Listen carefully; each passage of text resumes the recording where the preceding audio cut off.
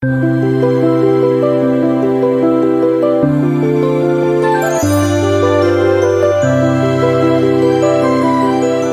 to the Inspired Now Authors Podcast. This is Israel streaming live from Toronto, Canada. With me today is Sylvester Okoyomon, the author of the book Personal Effectiveness: How to Profit from Your Potentials. Sylvester is also a prolific speaker and personal effectiveness coach. He is a member of the International Society for Performance and Improvement. He is a learning and development professional with several years of experience in coaching and personal effectiveness. He is an industrial engineer by training. Sylvester is passionate about what he calls the inexhaustible and inherent human potential. Currently resides in Benin City, Nigeria, with his lovely wife, Glory Ikpemusa. So I'm glad to have you on the show today, Mr. Sylvester. Thank you, we've known for years, and your inspirational messages are always very powerful and hit the point. So I'm really glad to have and interview you today. Thanks for joining us.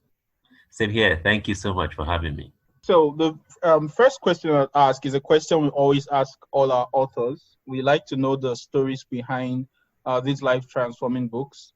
So we'd like to know, why did you title your book Personal Effectiveness? All right. One of the things that happened in the course of writing the book was I looked into my diary and I saw that I had written down 4 Ps a while ago.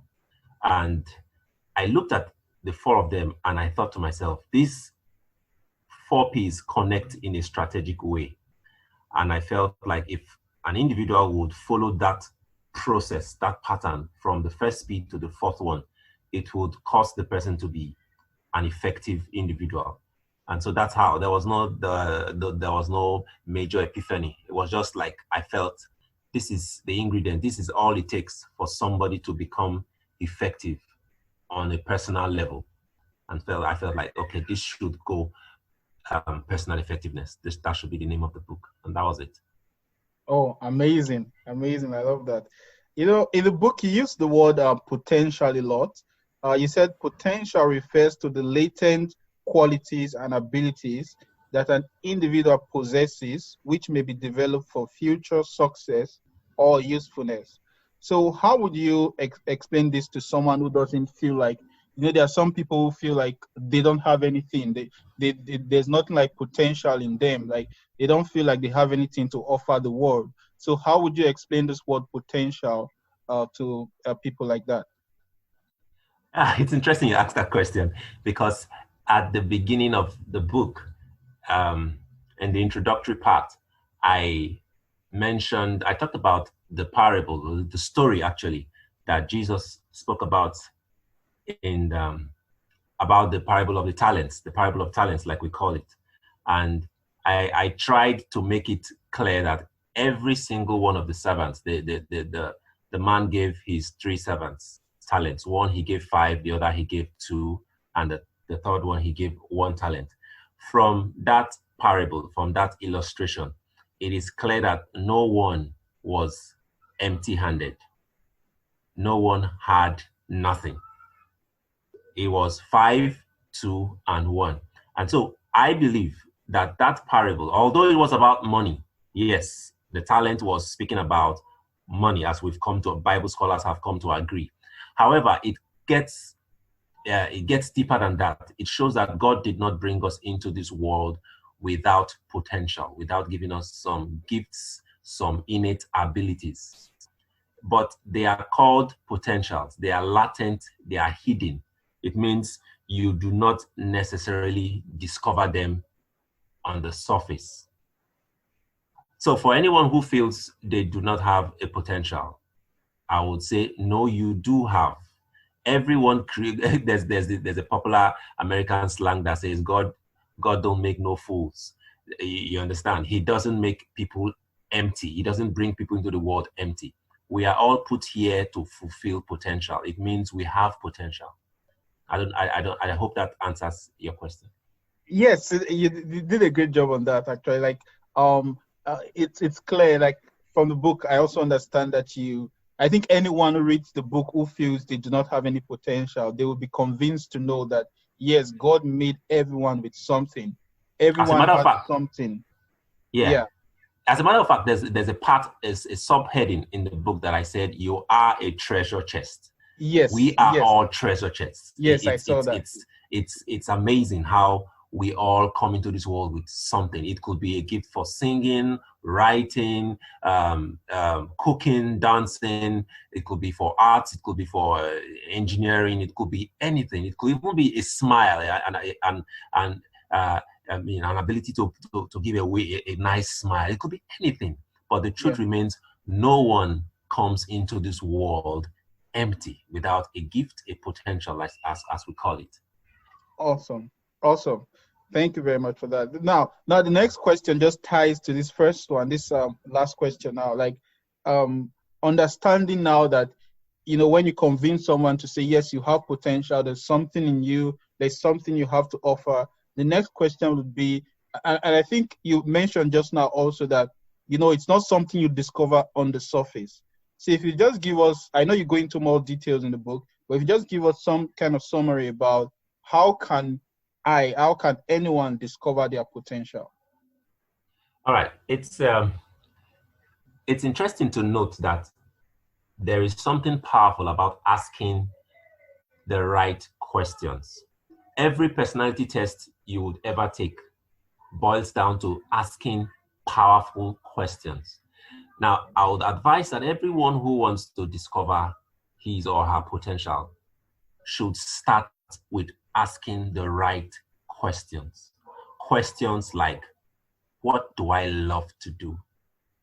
What do I do easily? What have people commended me for over the years? You might want to go back as early as your childhood days, maybe in school, college or high school.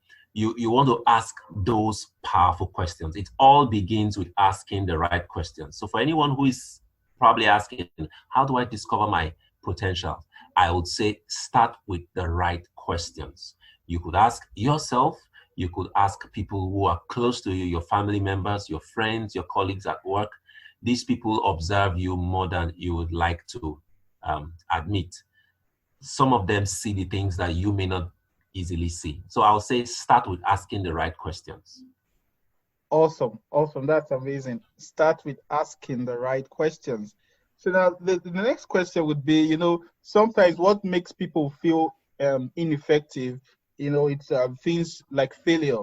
And I love that you address failure in the book also. So I'd like you to throw more light on how can people bounce back after they experience failure. Failure. I think bouncing back from failure begins with having a proper understanding of what failure truly is. And somewhere in the book, I quoted a gentleman, Samuel Watson Sr., the one-time CEO of IBM. He once said, and I quote, if you want to increase your success rate, double your failure rate, because success is on the other side of failure. Now, that shows that failure is more like an integral part of success. You cannot get to the land, let me use the word, the land of success without passing through failure street, if you get what I mean. Yes. Look at kids. How do kids learn to walk?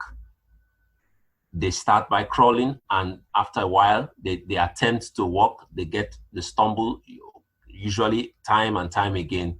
But for every time a kid stumbles, they get back up. You understand? They don't sit back and cry and whine. So the truth is, failure, if we want to get out of failure, it's first and foremost embracing it as a necessary part of the process. In fact, I put it under the chapter on process. Failure is a necessary part of the process. So if we see failure as something not bad, in school we are trained to see failure as something we should ignore, something we should forbid. But if we learn to embrace it, as a necessary part of the process, it becomes easy to bounce from it. It was John Maxwell that wrote a book, Failing Forward. He talked about it made you see failure in a different light. So failure is not a bad word. One of the first things we should do in terms of trying to come out of failure is, first of all, realizing that it's not a bad word and embracing it, realizing it's a simple part of the process.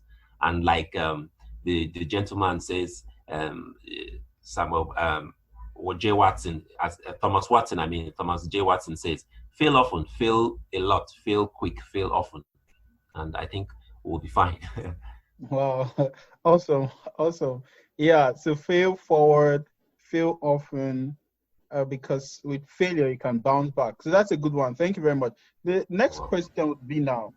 I want this is very personal for me. Like this is one thing that fascinated me when I went through the book.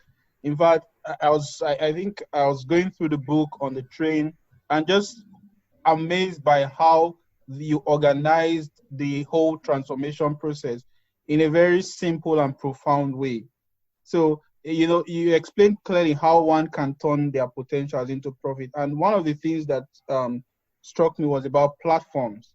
And this quote there, he said, "Where you stand matters because it determines who you see, and who sees you." I want you to just unpack this quote a bit to share more on the power of platforms with us. Okay. Interestingly, I learned that from a gentleman, a pastor in one of the churches in Nigeria here many years ago. He was talking about the story of Zacchaeus. Zacchaeus was a small statured man. He needed to see Jesus, so he had to climb on top of the sycamore tree.